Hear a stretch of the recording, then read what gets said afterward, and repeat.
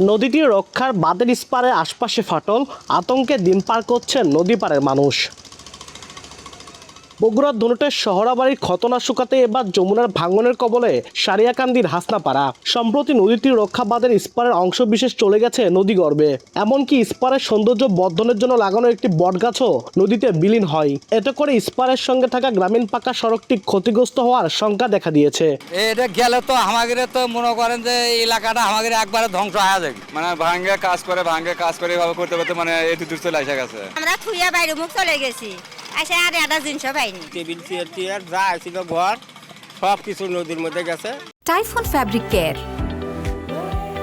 Fabric কেয়ারের super power. এ অবস্থায় ভাঙন ঠেকাতে প্রয়োজনীয় ব্যবস্থা নেওয়া হচ্ছে বলে জানায় স্থানীয় পানি উন্নয়ন বোর্ড। বাংলাদেশ পানি উন্নয়ন বোর্ডের তরফ থেকে তাৎক্ষণিকভাবে বালু ভর্তি জিওটি এবং জিও ব্যাগ ফেলা হচ্ছে এবং দেখছেন যে অনেকটা ভাঙন রোধ করা সম্ভব হয়েছে। আমরা সার্ভে করছি, ম্যাথমেটিক্স সার্ভে করছি। সার্ভে রিপোর্টের ভিত্তিতে যেখানে যেখানে স্কাউরিং হয়েছে সেখানে কিন্তু আমরা বস্তাগুলো ডাম্পিং করছি। এখন পর্যন্ত নদীটির রক্ষা বাঁধের ইস্পারের 30 মিটার অংশ চলে গেছে নদীগর্ভে। আব্দুল আউয়াল, সময় সংবাদ, বগুড়া।